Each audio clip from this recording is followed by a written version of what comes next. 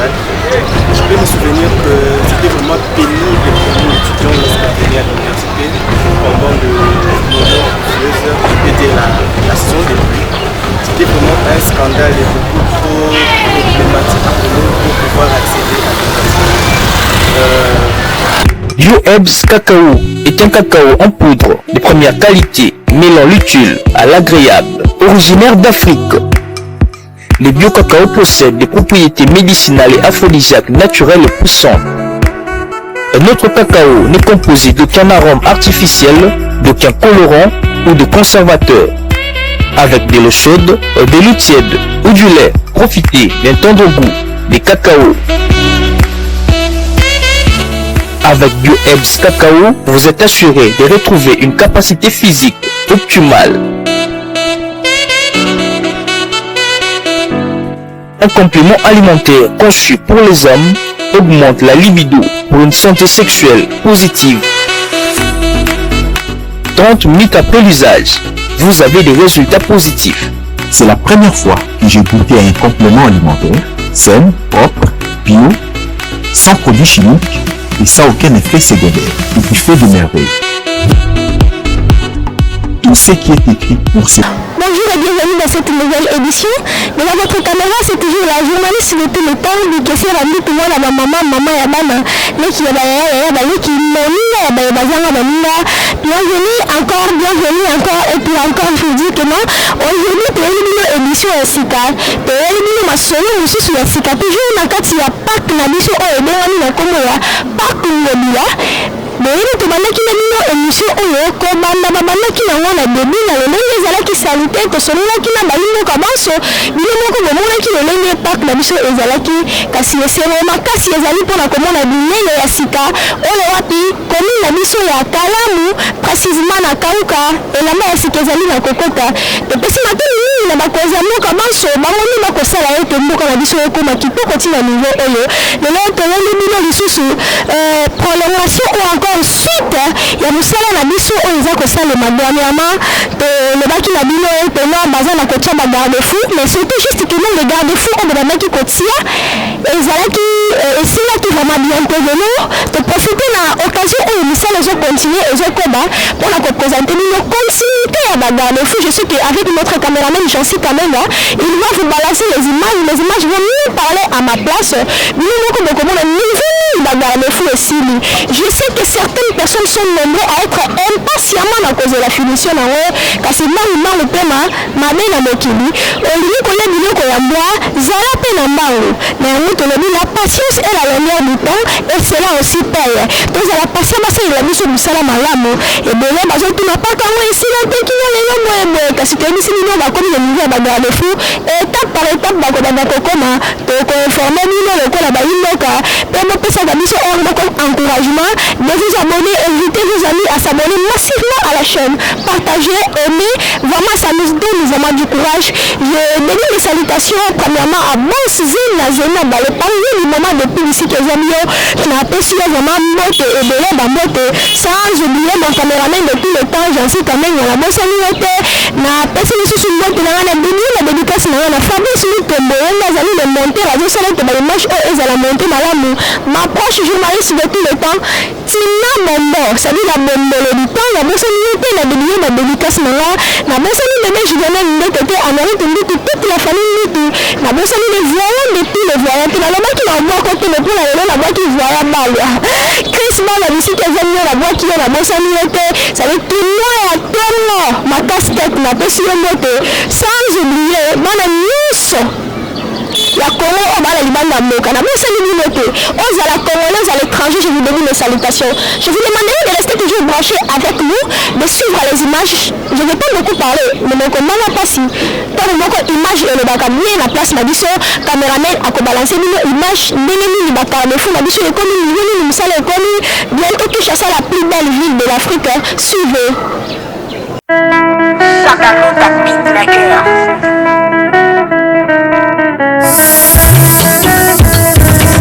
Lydie ma voix. Elle aime. Ah, yoga group, Nina Choka. Emmener à maman,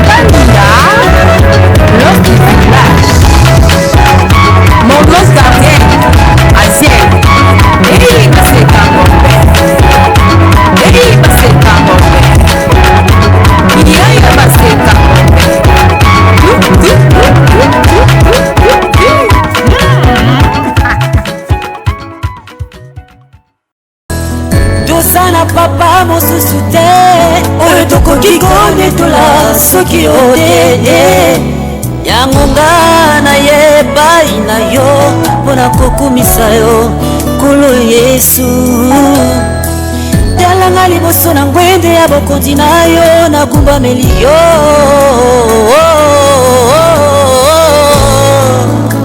nkolo Yawe nagumbameli yo.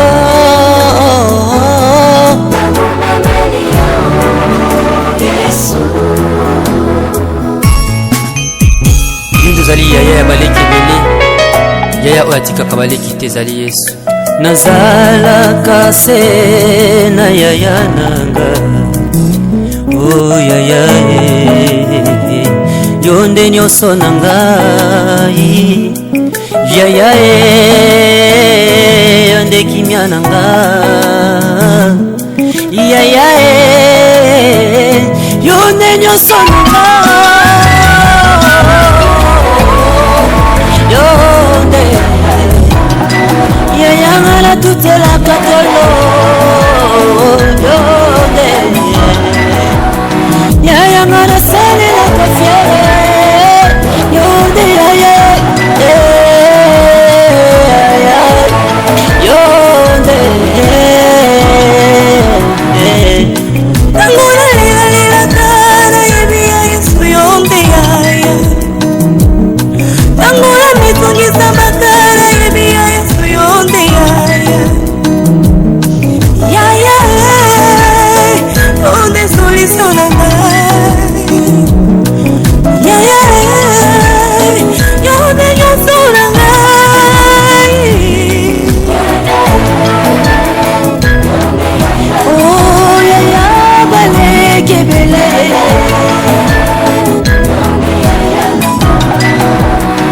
Optime amonaki mwana nzambe ya koleka akangi fils de David. Pitié de moi, pitié de moi, inamona o Yesu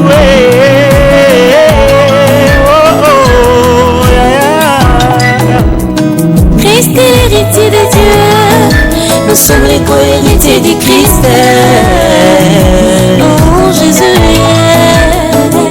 tu es tout pour moi. Oh Jésus, tu es tout pour moi.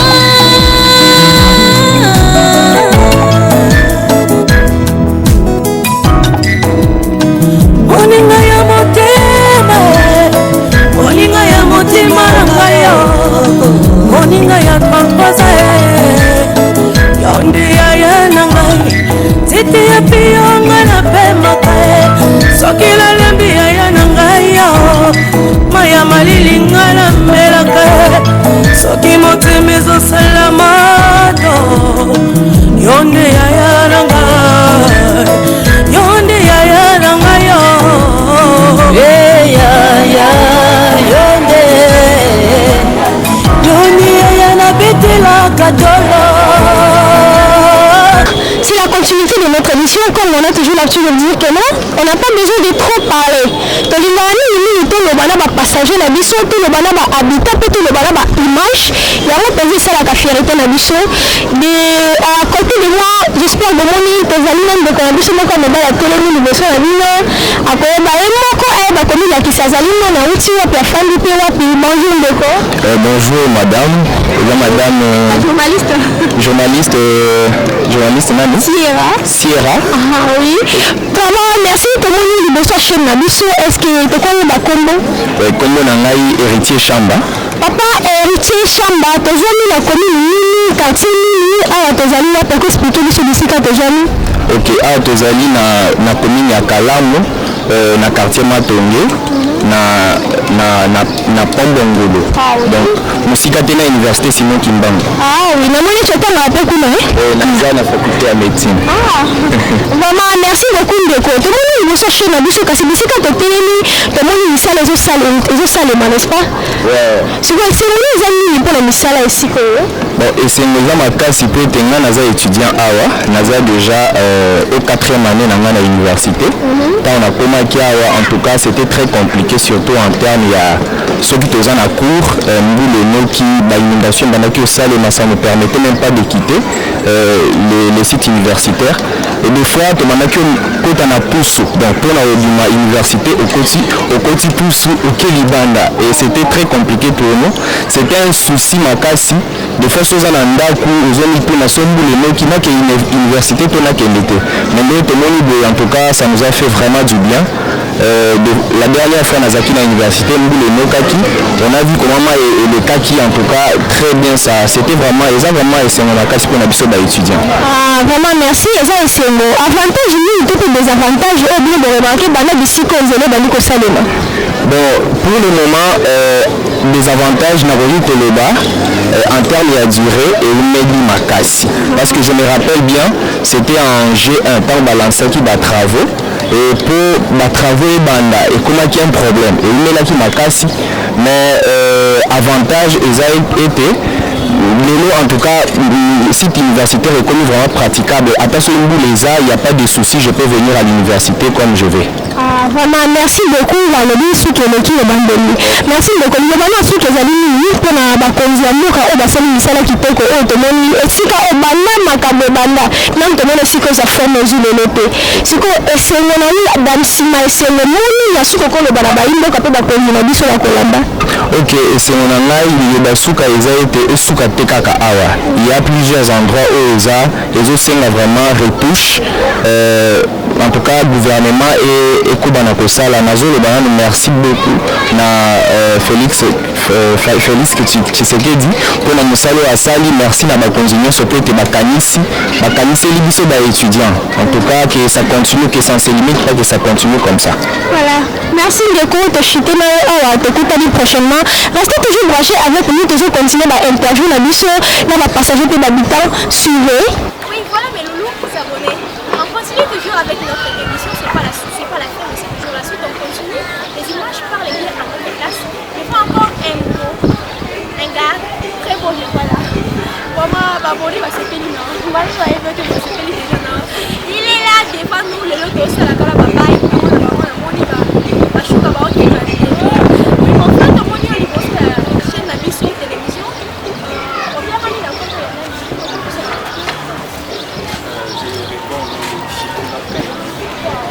chez Kinaka Yébé, on t'a vu devant notre caméra. Je ne sais pas, tu peux nous expliquer où sont nous, quel quartier où aller. Ici, nous sommes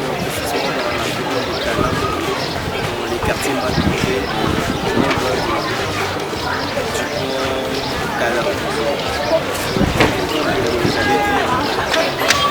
Ah oui, voilà, tu disais que c'était vraiment sale.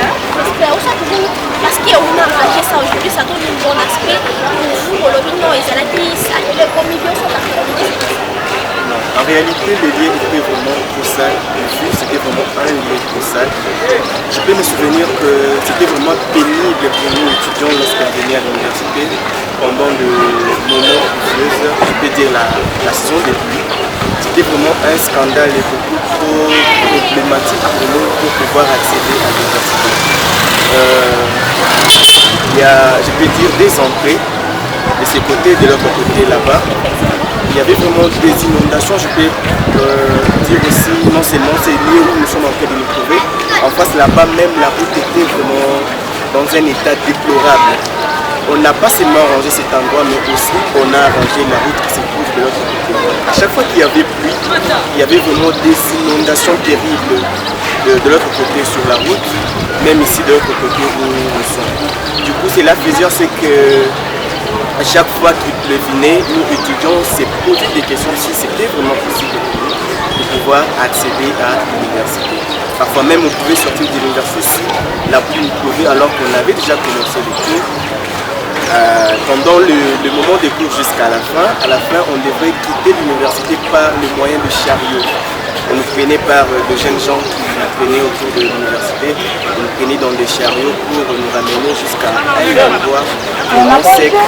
Et là où on pouvait vraiment mettre les pieds sur terre, prendre la moto à partir de là, partir à la maison. Là c'est misérable de pouvoir utiliser les chariots et tous les moyens de transport. Là c'est fluvial, les restaurants fluvial. Explique-moi un peu là.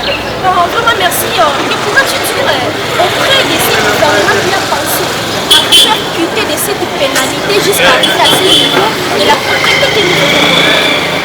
Bon, en fait, je peux dire que c'est vraiment quelque chose de très bien. C'est vraiment quelque chose de très bon. Je suis content. Je suis content du fait de voir que le paysage a changé. Les paysages ont changé, les conditions sont devenues maintenant vraiment normales, je peux dire viables. Parce qu'auparavant c'était vraiment déplorable. Maintenant on peut sortir de l'université en toute sérénité sans avoir l'appel de nous demander si on va pouvoir plier nos pantalons, soit enlever nos baskets pour ne pas les salir et tout. Voir qu'on a vraiment arrangé, ça nous fait vraiment du bien. Merci, Keshitenayo Awa, nous sommes arrivés à la fin avec toi.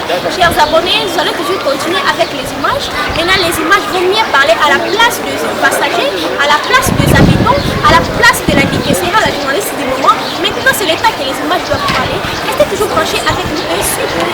Au fin de cette émission, merci de l'avoir suivi. Devant votre caméra, c'était la journaliste de tout l'état que vous connaissez, qui vous aime tellement et vous aussi vous l'aimez la Dikessera. Vraiment, merci pour votre fidélité, merci pour votre volonté, merci pour votre confidentialité, merci de nous avoir choisi étant que votre chambre d'information. Comme j'ai toujours l'habitude de dire qu'un pays sans information, c'est un pays dont tous les peuples restent à l'ignorance. J'aime beaucoup les phrases et la façon que vous n'aimez pas rester à l'ignorance. Un Congolais réveillé, un Africain réveillé qui aime toujours suivre les informations partout où vous êtes. N'oubliez pas de vous abonner massivement, aimer, liker, commenter, partager les images, afin que ceux qui ne sont pas informés direct à nous puissent partager à suivre notre lien, qui puissent s'abonner et nous rejoindre dans notre page. Merci vraiment pour tout ce que vous avez fait pour nous. Tu nous as donné ton temps de pouvoir rester devant ton appareil. Mais suivre l'information, c'est ce qui appelle l'édification de notre pays. Voilà, merci, nous sommes arrivés à la fin. Je dédie mes salutations. Boss Zenazena va le parler du moment. Voilà, que tu sois boss à nous, le banalanga. Attends, si maman s'en a commencé à colère, que moi, la personne sous notre travail, dans les prophètes, même la lutte pour ça, le couple berger ainsi que la maman de quand même la lutte pour ça. Mon prophète international, Gédéon Malumal, depuis la ville de Kikout, d'abord ça nous était la personne que la maman a la Rosette, maman Rosette, lui, la Moussanga, depuis Paris, d'abord ça nous était depuis Belgique, ainsi que tous les enfants, je donnais une lettre, tu m'as dit, c'est fou, ma personne de ma mère est donnée, la personne sous notre la mini, la voix mal, la bosse ça nous était le Christ du moment. Maman, merci de rester toujours branché avec nous. Nous sommes arrivés à la fin de cette émission. Merci. Écoutez-nous dans la prochaine émission. Bio-Herbs Cacao est un cacao en poudre de première qualité, mêlant l'utile à l'agréable, originaire d'Afrique. Le bio-cacao possède des propriétés médicinales et aphrodisiaques naturelles et puissantes.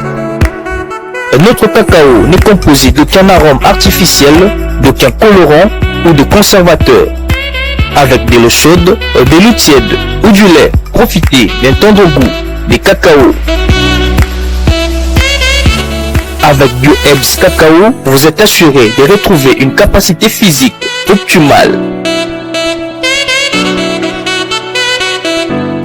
Un complément alimentaire conçu pour les hommes augmente la libido pour une santé sexuelle positive. 30 minutes après l'usage, vous avez des résultats positifs. C'est la première fois que j'ai goûté à un complément alimentaire sain, propre, bio, sans produits chimiques et sans aucun effet secondaire et qui fait de merveilles. Tout ce qui est écrit pour